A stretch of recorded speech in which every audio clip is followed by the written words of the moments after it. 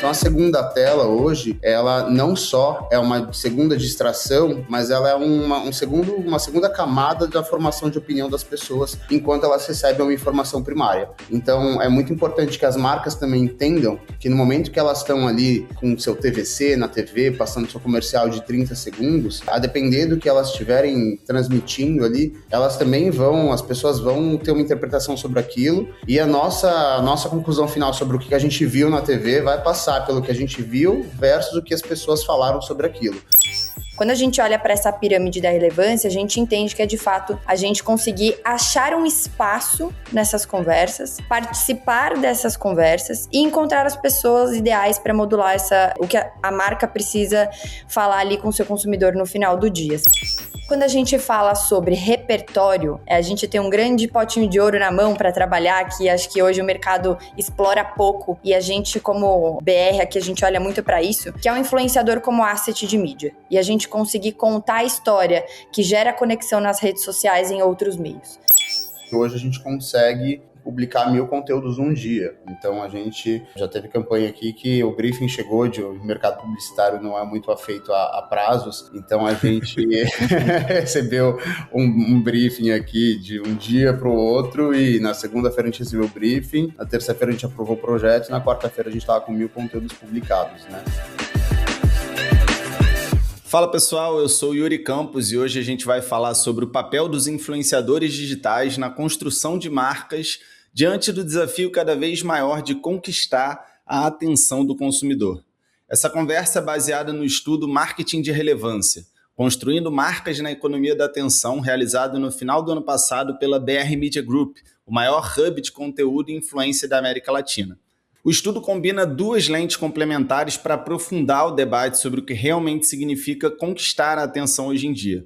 O olhar antropológico do Michel Alcoforado, que busca interpretar os significados culturais da atenção, e a robustez quantitativa da Nielsen Brasil, que ouviu consumidores de todo o país para mapear hábitos e percepções sobre atenção, relação com marcas e influenciadores digitais. E os dados ajudam a ilustrar o tamanho do desafio. 46% das pessoas dizem que não lembram de nenhuma publicidade que tenha chamado a atenção no último ano. 88% dos adultos usam uma segunda tela enquanto assistem TV ou streaming, e a gente alterna entre aplicativos cerca de 27 vezes por hora.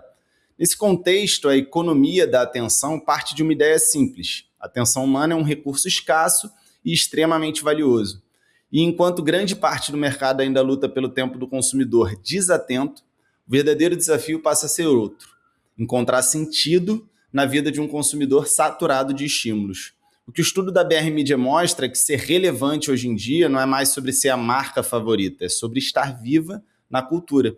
E é sobre isso que a gente vai falar agora com o diretor de negócios da BR Media, Paulo Fabrício, e a gerente de marketing e inteligência de mercado da BR Media, Luana Marcolongo. Mas antes de chamar eles aqui, um pedido rápido para você. Não deixa de seguir esse podcast na sua plataforma preferida e se tiver no Spotify, deixa 5 estrelinhas para a gente, porque isso ajuda muito para que a gente possa se dedicar cada vez mais nos episódios. Bora para a conversa.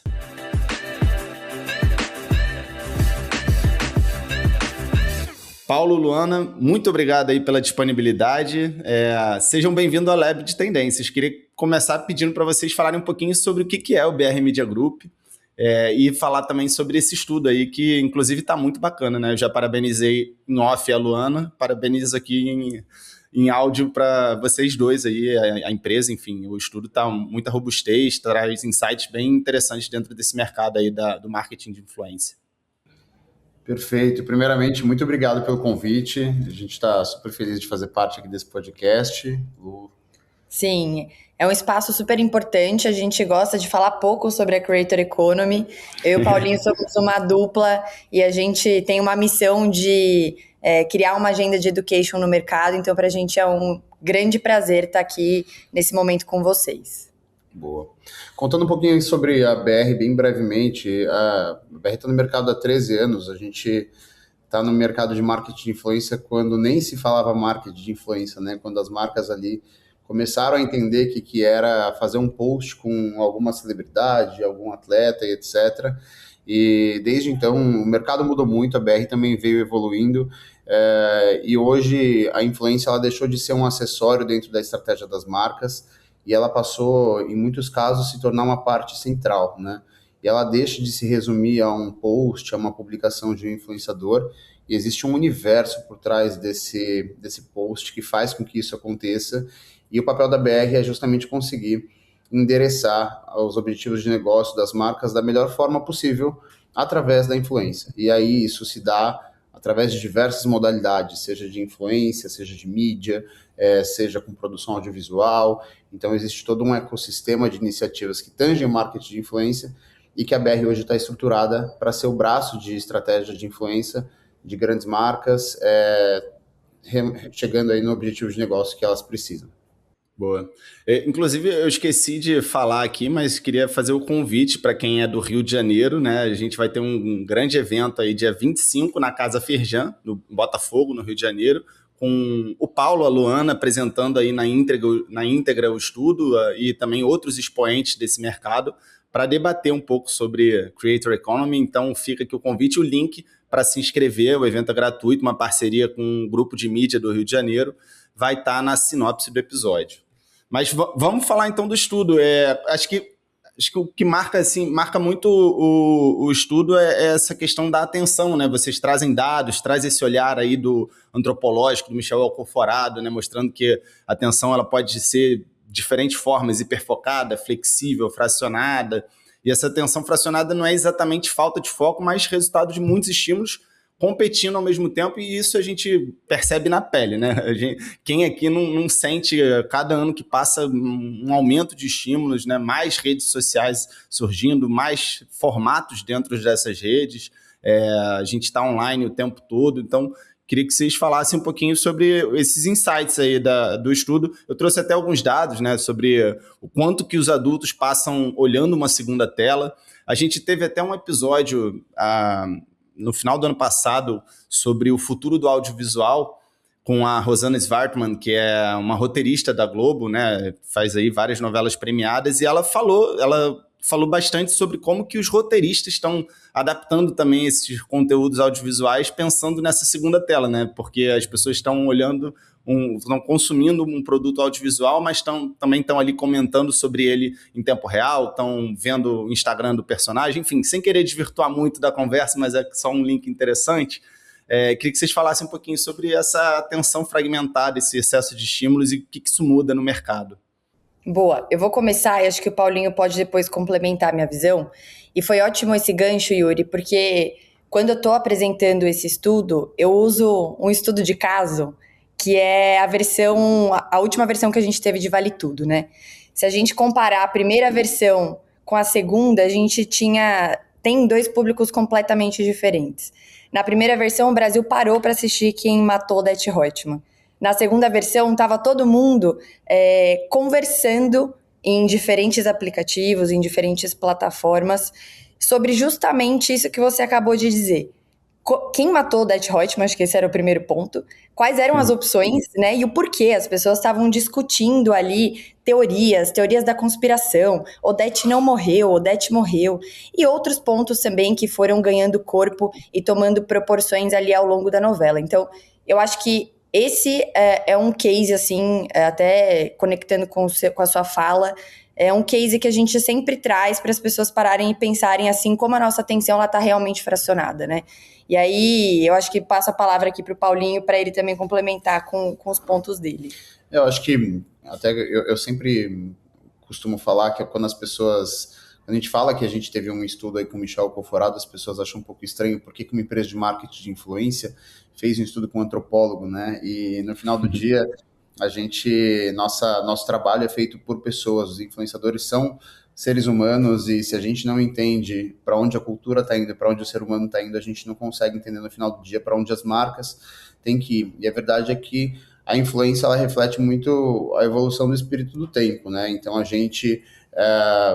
o exemplo de Vale Tudo é um exemplo muito claro sobre como que, inclusive, o consumidor e o telespectador, ele mudou a percepção. A Odete Roitman passou de vilã a heroína no final do dia, né? As pessoas passaram a gostar da Odete Roitman, antes as pessoas tinham raiva dela, e junto com isso vieram diversos outros hábitos, porque enquanto elas estavam assistindo a novela, elas não estavam sendo impactadas só pela narrativa que era mostrada na TV, mas elas também estavam sendo impactadas pelas narrativas que eram discutidas em outras telas, né? Então, você estava ali recebendo uma informação não só da teledramaturgia, mas também da interpretação de outras pessoas a partir do que elas viam dentro das redes sociais, dentro do X, dentro do Instagram, dentro do TikTok, e isso tudo, no final do dia, vai dando uma nova interpretação para as coisas que estão chegando. Então, a novela, ela não para nela mesma.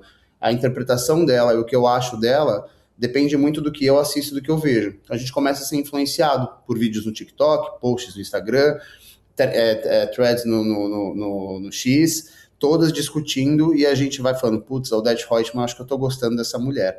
Eu acho que eu tô passando a achar ela mais legal do que a Raquel. E assim a gente vai vendo como que a cultura ela vai se formando. Então a segunda tela hoje, ela não só é uma segunda distração, mas ela é uma segunda camada da formação de opinião das pessoas enquanto elas recebem uma informação primária.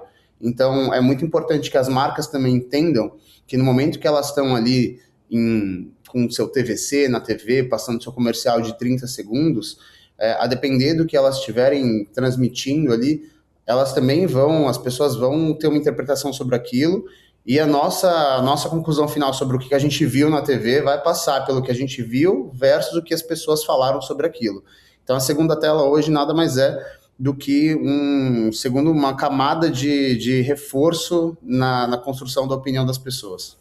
E aí, Yuri, acho que tem um ponto importante também que corrobora em como a gente chega nesse estudo, que é o seguinte: o que ganha corpo nas redes sociais, muitas vezes, molda o que está no off. E foi exatamente isso que aconteceu com Vale Tudo. Acho que a Manuela Dias respondeu ao que o público estava falando ali nas redes sociais. E quando a gente olha para a construção das marcas hoje, não foge muito disso. Então, aí fazendo um pouco da timeline aqui de como a gente chega nesse estudo, o nosso primeiro estudo com a Consumoteca e Michel foi sobre marketing de reverberação, que é construir, o que esse estudo fala, né? Que construir marcas hoje não é mais como a gente construía marcas antigamente, onde era uma lógica top-down. Hoje ela é uma lógica de escuta, uma lógica polifônica. Então as marcas precisam responder o que o seu público precisa, a necessidade, o contexto de dia a dia, contexto de rotina. E esse estudo especificamente, ele dá um zoom in no marketing de influência, que é justamente como os creators, né, conectam marcas e pessoas como agentes de conexão de fato. Esse estudo da economia da atenção, que é o marketing da relevância, ele traz o marketing de reverberação como dos pontos, né, um dos pilares a serem trabalhados para chegar até a relevância. E aí não vou abrir nenhum spoiler aqui para não antecipar as outras perguntas, mas achei que foi importante a gente fazer essa linha do tempo de como a gente chegou até esse estudo. Assim. Não, perfeito. Acho que a gente pode linkar com essa questão da reverberação que vocês trazem como um dos 3 princípios, né? Vocês trazem 3 princípios que ajudam a marca a conquistar relevância, mas só reforçando esse insight que vocês trazem no estudo, que vocês falaram agora, né? Você até trouxe, por que a gente chamou um antropólogo? Porque essa questão da marca não é sobre ela buscar ser a favorita, mas é sobre ela buscar estar viva na cultura, né? Eu acho que isso é um insight muito interessante e o papo hoje gira muito em torno de como que os influenciadores digitais eles podem ser uma ferramenta super importante para isso, né? Para as marcas estarem vivas para a cultura. Eu queria que vocês falassem sobre esses 3 princípios que vocês apontam no estudo para marca conquistar relevância, sendo um deles aí a reverberação, que você já adiantou, né, Luana? Os outros são identificação e repertório. Eu queria que vocês falassem um pouquinho sobre isso e, se possível, trazendo cases também. Acho que é sempre legal tangibilizar cases de marcas que vocês tenham recentes, que possam conectar com esses princípios. Quando a gente fala do marketing de reverberação e a gente fala sobre como o consumidor, o que é um marketing de reverberação, né? E que o estudo de marketing de relevância nasce dele no final das contas, é justamente porque a gente quis entender como que as pessoas elas estavam se comportando nesse novo cenário, e a gente viu que o consumidor ele saiu da lógica de receber uma mensagem de forma passiva, na qual 6 anos atrás o máximo que ele conseguia fazer quando ele recebia uma comunicação na rede social era fazer um comentário no Facebook ou no Instagram, né? E com o advento do TikTok e os vídeos no Instagram, porque o Instagram também acabou se movimentando muito a partir de como o TikTok se movimentou. As pessoas passaram a criar os seus próprios conteúdos e elas também passaram a ser vozes nas quais elas falam: eu também quero falar sobre a marca que eu consumo, né? Eu também quero falar sobre a marca que eu compro. Eu não quero só receber a comunicação da marca. Então eu saio do comentário e eu passo a ser o produtor do meu próprio conteúdo a respeito das marcas. E é nesse momento que as marcas entram com força dentro das rodas de conversa. Então, quando você traz o ponto sobre a marca estar viva dentro das rodas de conversa, é justamente a partir disso que as marcas elas realmente entram dentro desse universo com muita força, e junto com isso entram os criadores de conteúdos, influenciadores, que passam a fazer parte desse caldo aí de conversa, e o marketing de reverberação se torna exatamente isso, a marca que tem a habilidade de se fazer presente dentro das conversas, né? O Michel fala muito que marca que não está em conversa é marca que não existe. Então, no final do dia, a gente realmente precisa conseguir colocar a marca dentro desse contexto. E os influenciadores, os criadores de conteúdo dentro das plataformas são os grandes agentes que permitem isso acontecer. Uma vez que a gente conseguiu contar para o mercado que isso existia e que a gente não precisava mais necessariamente se comunicar através de uma grande celebridade para que esse fosse o plano de influência, e que sim, a gente precisava se comunicar com os consumidores de uma forma mais horizontal, né? Então, a marca ser convidada a entrar em conversas que já existem e ela entrar de forma orgânica, né? Então, o creator, o influenciador, ele olha para aquela marca, ele ressignifica ela para dentro do contexto de vida dele, ele apresenta ela para a roda de conversa que ele já faz parte, e assim a marca entra. Então, esse foi o marketing de reverberação. Essa lógica polifônica mais horizontal, né? Na qual a marca está quase de igual para igual junto ao usuário, ao influenciador, ao consumidor. E aí, quando a gente fez esse estudo, a gente falou qual que é o próximo passo, e aí a gente veio para o marketing da relevância, que é o nosso grande problema da economia da atenção hoje, né? Então, uma vez que eu tenho o próprio marketing de reverberação, é a ilustração de quantas novas pessoas estão produzindo conteúdo e como a gente passa a ser exposto a muito mais conteúdo, né? Tem dados desse estudo que mostram que se a gente colocasse num pendrive tudo que a gente recebe de informação todos os dias, a gente voltaria para casa todo dia com um pendrive de 35 gigas completos de informação que a gente recebe, né? São mais ou menos 6 mil estímulos distintos que a gente recebe todos os dias. E aí, a partir disso, loucura, né? Percebe que a economia da atenção começa a ser um tema muito, muito pulsante, e aí vem a pesquisa do marketing da relevância, que adiciona esses outros dois fatores, que é a identificação e o repertório. E eu passo para a Lu aqui contar um pouco. Só destacar um ponto que eu acho interessante também dessa questão da reverberação, acho que a gente pode explorar um pouco mais a fundo depois, que é justamente esse lugar de não ser exclusivamente focado na conversão, né? Sobre você, o papel do influenciador ali não é só converter, é manter a conversa viva, é manter a marca presente ali e coerente dentro daquele determinado tema que ela se propõe a abraçar, né, de alguma maneira. Então, acho que isso é interessante. Depois a gente explora um pouco mais essa questão de como diferenciar isso e como que isso entra também na estratégia da marca, né? Porque a pessoa que vai trabalhar com os influenciadores digitais, no final das contas, quais são as métricas que ela vai olhar, né? Vai olhar o número de visualização, enfim, o engajamento.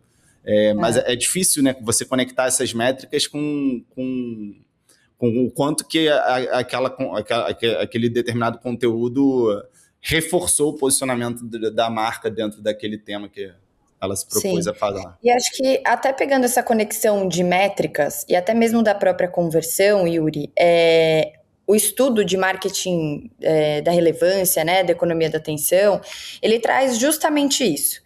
A gente analisar o KPI só pelo KPI, sem a gente pensar em como a gente está sendo relevante, né, como a gente está construindo de fato essa cultura junto com o público, ele é muito superficial. Então, uma vez que a gente está competindo com diversos gatilhos, e sejam eles desde um meme no TikTok, no Instagram, e até mesmo um e-mail, que também faz parte da nossa alternância ali de aplicativos e ferramentas, são muitos caminhos que a gente precisa trilhar, né? Até chegar nesse lugar da análise do KPI, assim. Então, quando a gente olha para essa pirâmide da relevância, a gente entende que é, de fato, a gente conseguir achar um espaço nessas conversas, participar dessas conversas e encontrar as pessoas ideais para modular o que a marca precisa falar ali com o seu consumidor no final do dia, assim, né? Então, quando a gente olha para a identificação, não adianta eu trazer uma super celebridade que tem 30 milhões de seguidores no Instagram, que não tenha conexão alguma com aquele produto, usando um produto que não faz a menor diferença no dia a dia dela, e naturalmente as pessoas não vão se conectar com aquele conteúdo, porque sabem que é um conteúdo pura e simplesmente publicidade, né? A gente não tem nenhum contexto ali. Então, a identificação nasce desse lugar. Quando a gente fala sobre reverberação, é muito isso que o Paulinho trouxe para a gente anteriormente, a gente encontrar a pessoa certa para modular a mensagem e a própria comunidade reverberar isso para os seus semelhantes, né? E quando a gente fala sobre repertório, aí aqui acho que tem a gente tem um grande potinho de ouro na mão para trabalhar, que acho que hoje o mercado explora pouco, e a gente como BR aqui, a gente olha muito para isso, que é um influenciador como asset de mídia, e a gente conseguir contar a história que gera conexão nas redes sociais em outros meios. É também fazer parte de uma conversa dentro da jornada do público, que não só ali nas redes sociais, mas principalmente em outros meios. A pesquisa, inclusive, traz um dado de que as pessoas se sentem mais seguras ao ver a mesma marca em outros meios de comunicação, em ver a mesma marca na TV, no social, no out of home. Então, é importante que a gente trabalhe a publicidade em diferentes meios, desde que a gente tenha um contexto. A publicidade pela publicidade, ela vai estar saturada e vai ser um problema. Agora, a gente trabalhar a mesma marca mais vezes em diferentes meios com contexto, a gente não tem nenhuma questão em relação a isso, assim, inclusive o consumidor até prefere. E vocês têm algum case assim, de marcas que estão trabalhando bem esse marketing de influência nesse novo contexto da atenção? Só para a gente ilustrar um pouquinho aqui a nossa conversa. Temos sim, Yuri. A gente tem, ao longo dos últimos anos aqui, a gente foi se deparando com desafios muito curiosos dos nossos clientes. Existem alguns clientes que são marcas muito tradicionais e historicamente líderes de mercado, e marcas que possuem uma comunicação já muito tradicional, com conteúdos muito bonitos, com uma rede social esteticamente perfeita, sempre conteúdos muito bem produzidos e etc. E essa marca específica, esse cliente, né, ele chegou para a gente e falou assim: sou o líder de mercado, tenho X% de share nas gôndolas, mas quando eu olho para as redes sociais, as pessoas não falam do meu produto. E estou com um problema. Chegou uma marca concorrente e ela começou a fazer uma estratégia de reverberação através de conteúdos de UGC, com muitos influenciadores, organicamente, experimentando o produto, falando do produto, contando do produto. E hoje eu percebo que o meu share na gôndola, ele é inversamente proporcional ao meu share nas redes sociais, e essa outra marca que tem esse share alto nas redes sociais está começando a tirar o meu share da gôndola. Porque as pessoas, quando procuram pelo meu produto dentro do TikTok, as pessoas não veem, né? Eu sempre faço provocação, a Lu já me ouviu falar isso 1000 vezes, eu sempre faço provocação para os meus clientes aqui na BR, que é: pesquisem a sua marca no TikTok. Entendam o que está sendo falado sobre a sua marca no TikTok. E se houver uma dissonância entre o que você comunica enquanto marca e o que as pessoas percebem sobre você, temos um ponto de atenção. Não significa que eu preciso virar toda a minha comunicação a serviço do que estão falando de mim no TikTok. Não é sobre isso, mas alguma intersecção eu tenho que encontrar. Então, se eu falo que eu tenho um produto, que ele é tecnológico e confortável, um tênis, e quando eu pesquiso ele no TikTok, as pessoas falam que ele é resistente e algum outro atributo que não seja esses dois, talvez eu esteja com uma dissonância com as pessoas, e o que eu estou comunicando não vai encontrar eco nessas pessoas, né? Então, a pesquisa no TikTok, ela é um termômetro simples, mas que vai conseguir entender como que você está sendo falado ali. E aí foi muito curioso que esse cliente trouxe para a gente esse desafio, e a gente foi entender realmente que a penetração dele dentro do ambiente digital era uma penetração muito baixa. Logo a gente começou a fazer um trabalho de estratégia de influência em várias camadas, tinha macro, tinha médios e etc., mas tinha uma camada muito importante de micro-influenciadores de UGC, populando o TikTok com conteúdos, fazendo review organicamente. Só um parênteses que acho que vale explicar o termo, né? UGC, para quem não conhece, User Generated Content. Perfeito. A gente que fica todo dia imerso nas tecnologias acaba Bem esquecendo. pontuado. São user-generated content, que basicamente são conteúdos feitos por pessoas reais, pessoas normais, influenciadores também, mas que não necessariamente são grandes influenciadores, né? São pessoas que dão a sua percepção a respeito dos produtos dentro do seu contexto, da sua rotina do dia a dia. E é muito curioso, porque quando uma marca ela consegue fazer uma estratégia bem feita acerca de um determinado produto, reforçando muito um atributo desse produto, e consegue colocar essa volumetria de conteúdo em massa dentro das plataformas, quando eu vou pesquisar sobre esse produto, eu vou ser impactado por muitos conteúdos que falam a mesma coisa, né? E isso reforça um atributo meu, um posicionamento meu, isso facilita ao consumidor ter essa confiança sobre o que está sendo falado, né? E é muito importante a gente também não confundir que é um direcional da marca fazer com que essas pessoas falem sempre as mesmas, o que a marca quer falar, porque existe uma questão muito forte sobre a autenticidade dos criadores de conteúdo em relação ao que eles produzem. 3 em cada 4 influenciadores já recusaram proposta com marca por entender que o que a marca quer que eles comuniquem não é o que eles são ou que a comunidade deles vai identificar como algo verdadeiro. Então, quando a gente fala sobre UGC, sobre uma marca montar essa estratégia, não é sobre ela contratar um exército de influenciadores para falar o que ela quer, mas sobre ela encontrar pessoas que concordam com o que ela acha daquele produto e elas vão dar a ótica dela e o ângulo dela sobre aquele produto, né? E assim essa marca ela vai se fazendo presente. Voltamos para a marca na cultura, nas rodas de conversa, e ela vai se fazendo presente dentro desse cenário e ela vai sendo vista. E aí você trouxe um ponto há alguns minutos falando como que a gente vai metrificar uma marca que está nessa roda de conversa, quanto que isso impacta no negócio, né? Já existem diversas métricas, já existem diversas análises sobre como que a gente vai descer esse funil hoje, que ele não é funil necessariamente, ele já tem um outro formato, né?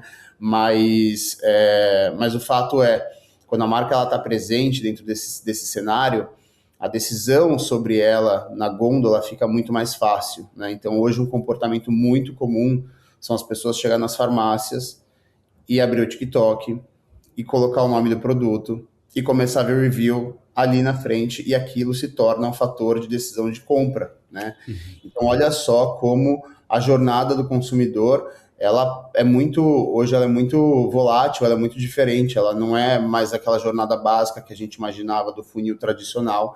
Então, a marca, ela conseguir estar presente dentro desses momentos, significa que no final do dia, ela vai dar mais insumo, informação para que o consumidor, no momento de decisão de compra, ele ache aquela marca fácil, ele saiba sobre aquela marca fácil, ele consiga tomar a decisão de uma forma mais rápida, né? E às vezes em vantagem competitiva em relação a outra marca que não produziu conteúdo, que não tem ninguém falando sobre ela dentro do ambiente digital. Tem um case que eu acho legal que vocês trazem sobre essa questão de você abraçar a cultura e entender o que as pessoas estão falando da sua marca, né? Da Havaianas, que vocês trazem no estudo, que as pessoas chamavam uma determinada cor da Havaiana de encardida, e aí a partir disso elas mudaram o nome daquele produto para Havaiana cor encardida no site, né? Isso é um case interessante de você realmente ouvir ali o que as pessoas estão falando e adaptar para isso, né?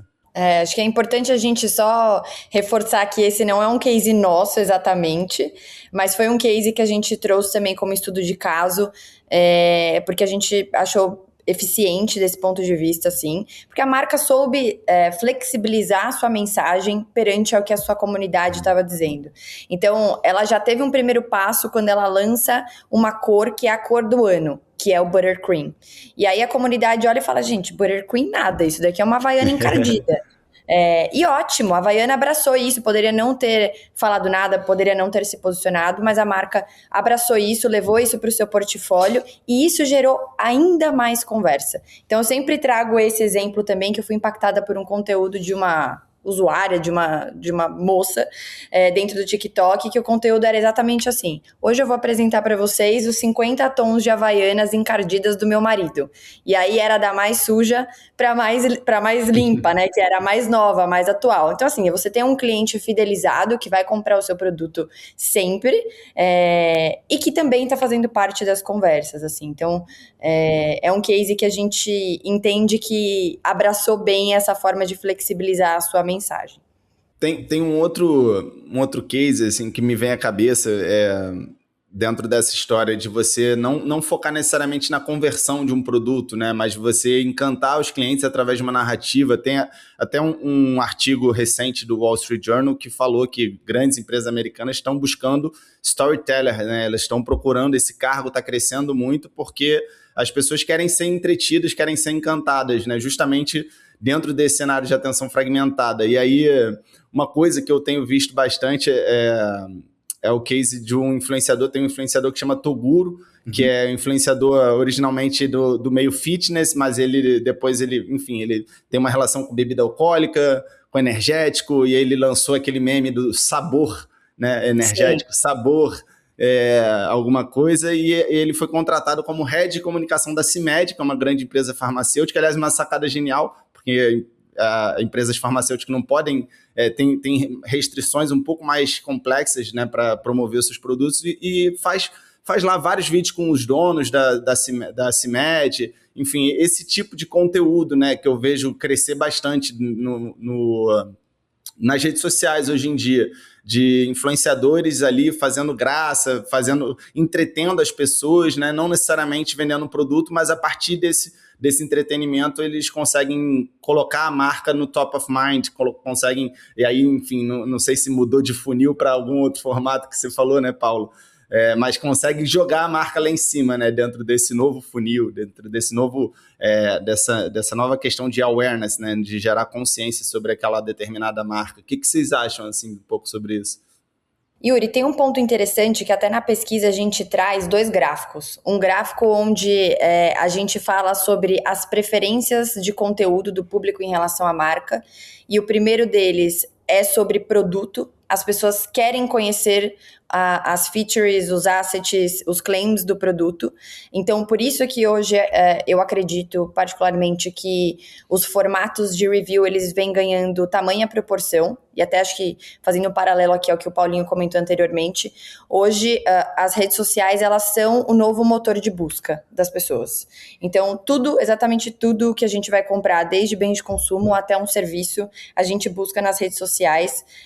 Então, é um ponto importante para as marcas considerarem. Mas dá para falar de produto sem a gente colocar o produto nos primeiros segundos do conteúdo. E aí entra o que você falou. O creator, ele precisa criar. A gente precisa dar esse espaço para o cara que sabe fazer isso, fazer do jeito que ele sabe, né? Então, seja através do humor, seja um especialista, seja um influencer nativo. Então, a gente precisa trazer o creator para trabalhar junto com a gente e elaborar essa construção do conteúdo junto com a gente, né? Porque, no fim do dia, vamos voltar para a fala do Paulinho. 3 em cada 4 creators negam uma publicidade porque não faz sentido para suas comunidades. Então, ele não vai publicar o que não faz sentido para o público dele. Ele é o maior interessado no engajamento daquele conteúdo. E aqui não estou falando de um KPI específico, estou falando de engajamento como um todo, né? Então, acho que é importante a gente escutá-los e trazê-los para essa conversa. E aí, voltando para a pesquisa, né, tem esse dado, esse gráfico, que um dos pontos que saiu como preferido ali é exatamente o conteúdo de produto. E tem um outro gráfico que fala que é menos review, calma que eu vou precisar voltar aqui para ler. É menos manifesto e mais review. Eu acredito que é um pouco dos dois, porque a gente consome tudo o tempo inteiro, né? De novo, vamos voltar para o começo da pesquisa. Estamos o tempo inteiro expostos a inúmeros gatilhos. Então, a depender do conteúdo, a depender do produto, a depender da marca, você quer um conteúdo de review. A depender da marca, você quer um conteúdo de manifesto. Ou você quer um pouco dos dois no mesmo conteúdo, ou em momentos diferentes. Então, acho que a marca precisa ter muito no pulso como calibrar isso em cada momento e em cada campanha, assim. Então, não existe uma verdade absoluta, mas existem vários componentes que contribuem para a eficiência de uma campanha, assim, sabe? Tem um influenciador que eu acho que faz isso muito bem, é o Malhação, que é um rapaz aqui do Rio, né? Ele faz vídeos de humor e vira e mexe, ele me pega numa propaganda que eu nem sabia que era propaganda, porque o vídeo dele é tão engraçado, ele faz entretenimento e no final ele coloca o produto, né? Sim. E é muito curioso, Yuri, porque essa é uma relação, isso veio muito na nossa primeira pesquisa com o Michel, sobre a confiança que as pessoas têm nos influenciadores, né? 55% das pessoas se sentem mais confiantes ao ver uma marca sendo comunicada através de um influenciador. Para a classe A, esse número sobe para 72%. E a confiança, ela passa pela transparência, ela passa por eu saber que eu estou vendo uma publi e isso não ser um problema, né? Então, é um conteúdo que é uma publicidade, não é uma tentativa de me enganar, mas está em formato de entretenimento. No final, você vai perceber que você caiu numa publi e você não vai se incomodar com isso. Porque aquela publi, ela te entreteu, ela te tirou um sorriso, ela te deu alguma informação, né? Tem uma outra influenciadora também muito conhecida, Luana Zucoloto, e ela mesmo brinca, né? 9 entre cada 10 conteúdos meus são publi. Mas ela é uma ex-publicitária, né? E hoje ela é uma criadora de conteúdo. Então ela utiliza da profissão dela para ela fazer publi, só que ela faz de uma forma tão criativa que a comunidade dela é construída em cima disso, né? Então, essa genuinidade, né? Essa autenticidade que é construída e essa relação genuína, sem tentar enganar, porque o que a publicidade tenta fazer, né, historicamente? Fazer com que as pessoas tenham retenção no site, fazer com que as pessoas cliquem mais nas peças, cliquem mais no banner, faz teste AB. A gente está o tempo inteiro encontrando aí subterfúgios para conseguir otimizar a mídia, aumentar a conversão, aumentar clique, etc. E no final das contas, né, vídeo, né, um vídeo de publicidade tradicional, você coloca ele numa plataforma, depois você vai descobrir que ele foi assistido no máximo até 2, 3 segundos, né? E aí você vê que o criador de conteúdo, mesmo você vendo ali que tem uma hashtag publicidade, você vê até o final, isso é um ativo muito importante, é muito único. E é o ponto que você trouxe, são storytellers, são pessoas que elas vão te passar a mensagem através de uma história, né? Através de uma narrativa. E aí a grande beleza é que a gente é múltiplo, as pessoas são múltiplas, têm interesses múltiplos e tem criador de conteúdo para todo mundo. Né? Tem humor que vai funcionar para você, que não vai funcionar para mim, que vai funcionar para Luana. Então, tem conteúdos que vão muito bem para uma pessoa e não vão para outra. E essa é a beleza que as marcas têm hoje em dia, porque antes a marca ela tinha que conseguir fazer aquele vídeo perfeito, que a maior parte das pessoas iam gostar, fazer, né, faz as pesquisas com o comercial para entender o que as pessoas estão achando e etc. E isso tem seu valor, isso ainda existe, mas ela também hoje consegue passar 10 mensagens distintas, com 10 criadores distintos, para audiências distintas, sem que ela perca a essência dela, né? Então, é muito possível hoje você personalizar a sua mensagem através de criadores de conteúdos, de clusters completamente diferentes, e o que eles vão ter em comum é que todos eles vão conseguir contar uma história bonita para uma audiência completamente diferente um do outro. Pô, Paulinho acabou de fazer da Creator Economy uma poesia aqui, né? Muito bom, muito bom. Eu queria voltar um pouquinho para essa questão da UGC. A gente fez um evento na Casa Firjan sobre Creator Economy muito focado em UGC no ano passado, eu acho que foi em maio, eu lembro que foi assim, na semana que o TikTok Shop lançou no Brasil. E de lá para cá, acho que a gente não voltou muito nesse assunto, então eu acho que seria legal voltar um pouquinho com vocês. Como é que vocês veem aí? Porque vai fazer um ano agora, acho que é mês que vem, daqui a 2 meses, que faz um ano que o TikTok Shop entrou no Brasil. Eu acho que é um game changer, né, dentro dessa lógica de dinâmica de influenciador, de UGC. Como é que vocês enxergam aí esse movimento dessa plataforma? Será que a gente vai ver isso acontecendo em outras plataformas, como o Instagram, por exemplo? Vocês sentem que as marcas têm trabalhado bastante isso? Eu, particularmente, já comprei um monte de coisa no TikTok Shop. Olha, Yuri, eu vou te falar que antes de eu entrar no TikTok Shop, eu vou falar de micro e nanos influenciadores, né? Porque legal. No final das contas eles importante, são né, conectar isso. O caminho do UGC, né? De alguma forma. E eu estou no mercado há muito tempo, vou denunciar a minha idade aqui, mas só de influência eu trabalho há mais de 11 anos, e na BR eu estou há 6. E quando eu entrei aqui na BR, a gente já tinha uma plataforma de micro-influenciadores, que é o MISC, na época tinha 20 mil criadores de conteúdo cadastrados, uma plataforma na qual eles se cadastram, e aí eles passam a receber ofertas de publicidade com marcas, então também é um caminho para contribuir para que a Creator Economy ela cresça e as pessoas tenham acesso a grandes marcas através de uma plataforma. E eu lembro que eu ia espalhar a palavra do marketing de influência para as marcas ali, e eu também ia espalhar a palavra do microinfluenciador, né? A gente até dava um voucher para as pessoas testarem microinfluenciador, porque as pessoas não entendiam muito bem o que era aquilo. E 6 anos depois, a gente vê os micro e nano-influenciadores tendo um papel muitas vezes central dentro das estratégias das marcas, e é muito gratificante ver isso. Por vários motivos, né? Primeiro porque a gente realmente consegue fomentar a creator economy de uma forma muito legal, com uma galera que não necessariamente estão ali com seus milhões de seguidores e não necessariamente eles estão com contratos garantidos com marcas. Então o UGC ele vem também para ser mais uma fonte de renda dessa galera.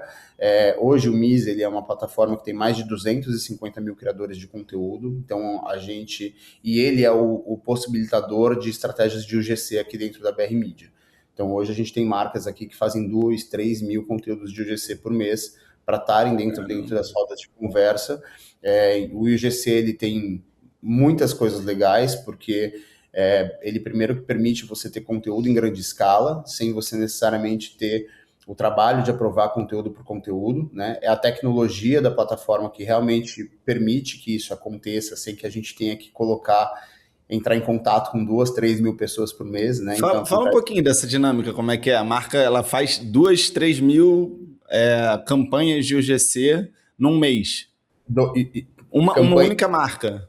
Campanhas com 2 ou 3 mil nomes de UGC por mês. Até mais, né, Paulinho? Até mais, a gente já teve campanhas com 5, 8 mil nomes. Já tivemos campanhas com 20 mil nomes, né? Então, assim, e é muito curioso, porque hoje a gente consegue publicar 1.000 conteúdos num dia, né? Então, a gente já teve campanha aqui que o briefing chegou o mercado publicitário não é muito afeito a prazos, então a gente recebeu um briefing aqui de um dia para o outro, e na segunda-feira a gente recebeu o briefing, na terça-feira a gente aprovou o projeto, e na quarta-feira a gente estava com 1.000 conteúdos publicados, né? Isso porque a gente consegue... A marca mandou o briefing para vocês... Ela manda o briefing para a gente solta um desafio na nossa plataforma, né? Todos os usuários, 250 mil pessoas, recebem uma notificação push no seu aplicativo do MIS, eles vão até a plataforma, veem se eles querem participar daquela campanha, se faz sentido para eles se candidatam, e aí se a gente vai trabalhar com 1.000 criadores de conteúdo, a gente seleciona 1.000 criadores de conteúdo, manda o briefing para eles tudo automatizado pela plataforma, e a partir disso eles publicam, e a gente recebe o link, e aí a gente faz todo o reporte, metrificação disso, e é muito bacana. Como é que vocês selecionam esses 1.000 criadores? Inteligência artificial, alguma coisa? O GC, ele tem algumas vertentes, mas esse produto específico que eu estou dizendo, ele não tem uma curadoria de nomes, né? Então ele tem no final do dia, você seleciona, você pega as pessoas que se candidataram ali àquela campanha, e a marca sabe disso, então a marca sabe que ela não aprova os nomes e ela não aprova os conteúdos. E é isso que permite a marca estar de forma rápida nas rodas de conversa. Porque a conversa, ela acontece, ela sobe, ela cai, então assim, a trend chega e a trend sai, o Morango do Amor, ele vem, o Morango do Amor, ele vai em questão de dias, né? E a marca sabe que se ela quiser colocar 1.000 pessoas para inseri-la naquela conversa, ela não vai aprovar 1.000 briefings, 1.000 roteiros, 1.000 conteúdos, então são escolhas, né? Algumas coisas... E ela aprende muito depois, né, sobre o produto, porque ela ouve o que as pessoas estão achando, o que os usuários de fato estão achando sobre aquele produto. Exato. Então, assim, a marca ela abre mão de algumas coisas, nesse caso ela abre mão de uma curadoria de nomes, da aprovação dos conteúdos, para que ela tenha essa rapidez e ela entre na internet com muita força, né? Então, hoje nós temos marcas que têm recorrência de milhares de conteúdos de UGC por mês, e são marcas que elas estão nas rodas de conversa frequentemente, e a gente sempre com o pulso do que está sendo conversado, né, do que está acontecendo dentro do ambiente digital, dando insights e dando informações para essa marca, norteando que tipo de conteúdo que a gente vai direcionar naquele momento, né? Então a marca não só ela tem volume de influenciadores ali falando sobre ela todos os meses, mas os temas que eles vão tratando são os temas que estão nas atualidades que a gente vai nutrindo essa marca e esses influenciadores de informação, né? E aí, eu fiz essa volta toda aqui para falar de UGC e micro e nano influenciadores, porque a partir disso, a partir desse tanto de pessoas falando de produtos, que pode nascer um TikTok Shop, porque ele tem uma massa de pessoas já ali gerando conteúdo, falando sobre os produtos, e na hora que o TikTok Shop ele vem como uma ferramenta de compra... Foi mal, Super. Paulo. Só antes de entrar no TikTok Shop, só uma última curiosidade sobre essa questão. Como é que esses influenciadores do GC são remunerados? Eles são remunerados normalmente, como um influenciador. Então, a gente tem uma remuneração que a gente faz com eles, a gente acorda com eles e eles produzem conteúdo. Assim que eles produzem conteúdo, eles já recebem essa remuneração como uma valoração de um influenciador normal. É um cachê. É um cachê tradicional. Também pode ser um cachê atrelado à performance.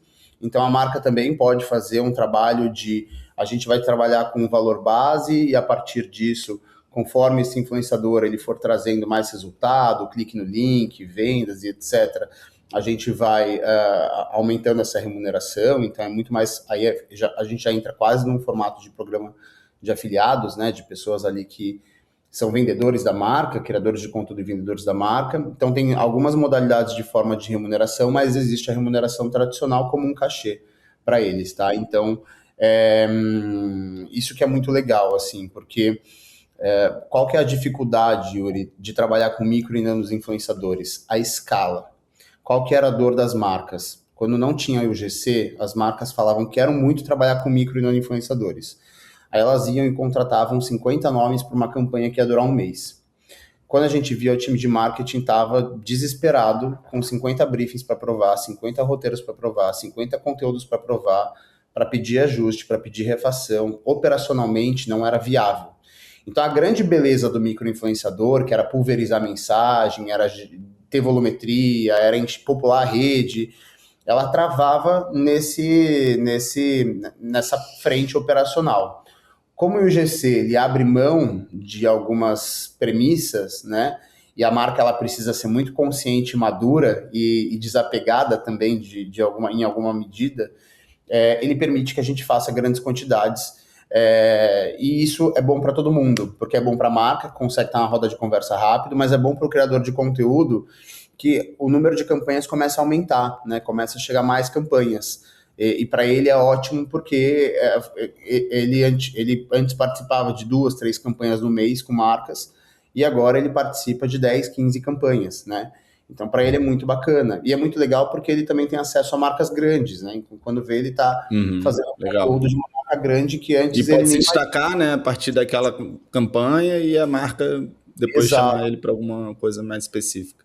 Legal. Vou só fazer um parêntese aqui em micro e nano ainda, que eu acho que é importante, a gente sempre ressalta isso, que a estratégia de micro e nano não se restringe a UGC. Os micro e nanos, eles têm um poder de craft de conteúdo, às vezes, muito maior e melhor do que uma celebridade, por exemplo, um mega influenciador.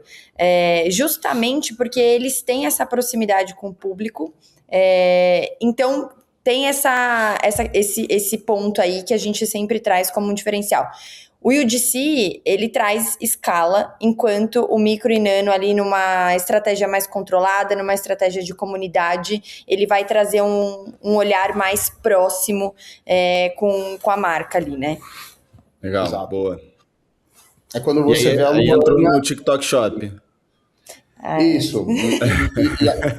Tudo isso para chegar lá. Tudo isso para o TikTok Shop, né? Mas é por isso, assim, o microinfluenciador, como a Lu bem disse, você olha para aquela pessoa que tem 10, 15, 20, 30 mil seguidores e você acompanha a rotina dela de uma forma muito mais relacionável do que você acompanha de uma grande celebridade que tem uma realidade muito diferente da sua, né? Então, quando aquela pessoa aparece mostrando um conteúdo, um produto, né, no dia a dia dela, fica fácil de você olhar para aquilo e falar assim, acho que isso cabe para mim também. Então, naturalmente, a possibilidade de conversão de um micro-influenciador aumenta em relação à possibilidade de conversão de uma grande celebridade. Seja porque a base é menor, então, naturalmente, ela acaba sendo mais precisa e mais segmentada, mas também porque o contexto dessa pessoa é mais próximo à nossa realidade de vida, né? De pessoas aqui que não são celebridades, né? Que não são artistas e etc. E aí chegamos no TikTok Shop, porque o microinfluenciador ele pega todo esse contexto e essa vantagem dele e de repente ele é plugado a uma plataforma que gera venda em 2, 3 cliques, né? Então você pega aquela jornada de compra que a gente comentou antes, que o influenciador, a pessoa vê o conteúdo lá no TikTok, depois a pessoa vai para a gôndola, depois ela vê uma vez, viu 2 vezes, aí de repente ela decide passar na farmácia, quando ela passa na farmácia, ela vai para a gôndola, aí ela entra no TikTok, aí ela vê o conteúdo, pesquisa a marca, aí ela decide comprar. Legal, faz parte, é uma das jornadas de compra. Mas hoje ele também tem a possibilidade de, imediatamente que ele vê o conteúdo na casa dele, ele não vai precisar ir até a farmácia, ele vai simplesmente fazer um clique ali, e quando ele vê o shampoo tá na casa dele em questão de 1, 2 dias, né? Dentro da mesma rede, ele não saiu daquele ambiente. Isso é muito mágico, isso é uma coisa muito forte. Então, realmente, o TikTok Shop, ele se vale da força dos micro e nano influenciadores, né? Ele se vale dessa fortaleza que eles têm de proximidade, de identificação, e também entrega uma experiência de usuário que é o futuro, que é o social commerce, né, Lu? Total. E conectando também esse ponto ao que a gente falou no começo da conversa e a pesquisa, que é a publicidade contextualizada. Você não está recebendo aquele anúncio daquele produto do mais absoluto nada. Geralmente ele está associado com o algoritmo de conteúdo que você busca. Então, exemplo, eu treino todos os dias. E aí, de repente, eu comecei a ser impactada por uma luva específica de uma marca X, que eu nunca tinha visto aquilo, não fazia ideia se aquilo ia ser funcional ou não. Comprei. Porque fazia sentido para minha rotina, fazia sentido... Eu recebo direto essa luvinha. É aquela que você bota assim, tipo de silicone, né? Que ela prende no dedo. Exato, isso mesmo.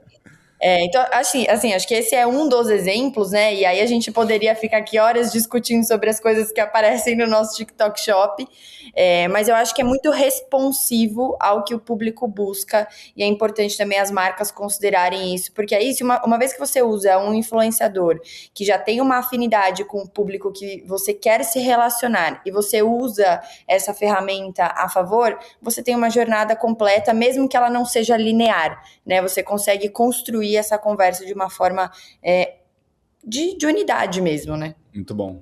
E você gostou da luvinha? Cara, amei. Uso todo dia. Tem equipamentos que não dá pra você usar porque ela fica meio desconfortável, assim. Em breve, Luana fazendo um conteúdo no TikTok dela. Pois é. Pois é. Não posso fazer isso. Vamos para nossa dica de ouro.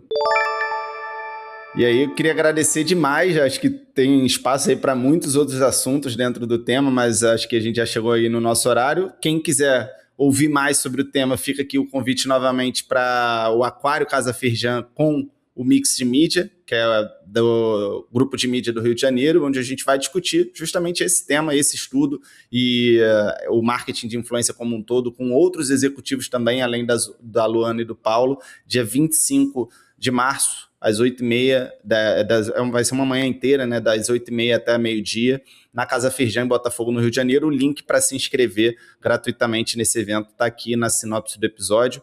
E aí, Luana e Paulo, eu queria agradecer demais a conversa e pedir as considerações finais de vocês e uma dica de conteúdo, alguma coisa que vocês estejam lendo, vendo ou ouvindo para compartilhar com a audiência. Obrigada a você. Acho que mais uma vez aqui a gente reforça o recado do quanto a gente gosta de falar sobre esse assunto e vai ser um prazer também receber as pessoas lá na Casa Firjan para a gente falar sobre a pesquisa na íntegra e depois também a gente vai ter um painel de discussão para dar profundidade com a agência, com marca, então acho que vai ser bem bacana. Bom, eu acho que falar sobre dica de conteúdos, assim, seria muito injusto a gente cravar, assim, um martelo em algum conteúdo específico, porque a nossa disciplina ela é muito dinâmica.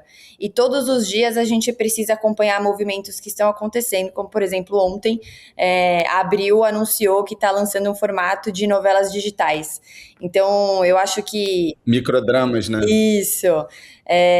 Eu acho que isso deve pegar, principalmente Brasil e América Latina.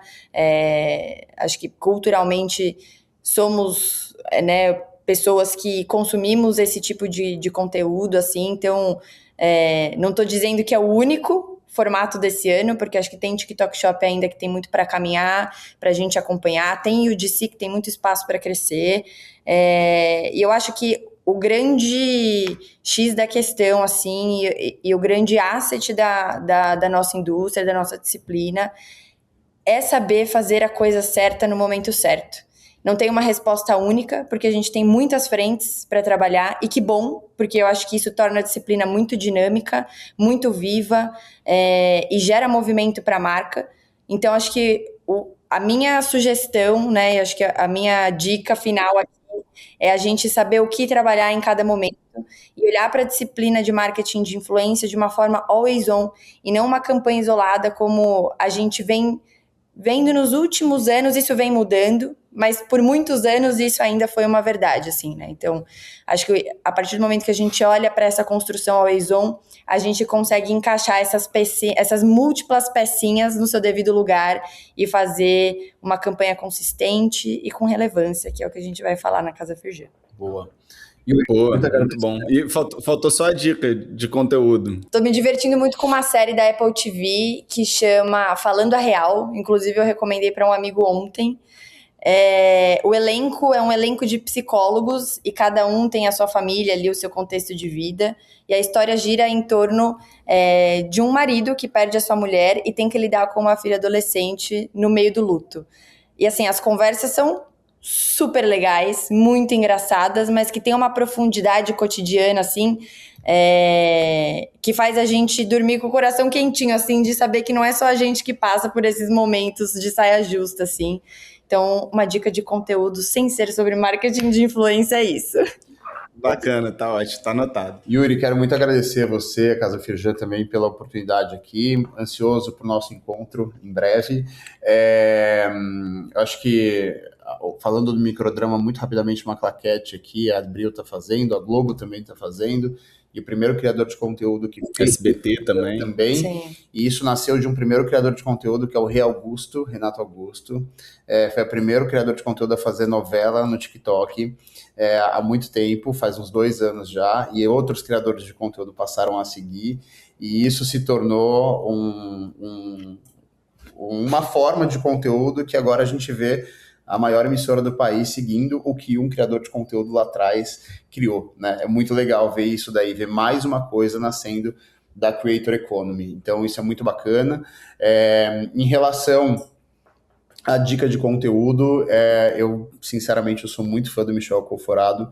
Então, eu sou a pessoa que bota Michel Alcoforado no YouTube e cada dia tem uma entrevista nova dele, tem alguma coisa nova, e ele lançou recentemente um livro chamado Coisa de Rico, que tá bombando, né? Tá bombando, e os podcasts e entrevistas dele também hoje em dia giram muito em torno disso. Então, fazendo jus à pesquisa que a gente trouxe aqui, que é dele, vejam, leiam Coisa de Rico, vejam algum podcast, alguma entrevista. Tenho certeza que qualquer entrevista que vocês pensarem lá no YouTube ou no Spotify, em qualquer plataforma, já vai valer a pena. Então, essa é a minha dica para vocês. Boa. Michel já esteve aqui, acho que umas 2 vezes, mas faz tempo, tem que voltar na Casa Firjan. Pessoal, muito obrigado a você que nos ouviu até aqui. Lembrando que a conversa não encerra agora, a gente está no Instagram, o @CasaFirjan, onde a gente compartilha muito conteúdo bacana, e quinzenalmente na sua plataforma de áudio preferida para falar sobre o que você precisa saber hoje para estar cada vez mais preparado para o futuro. Até o próximo episódio.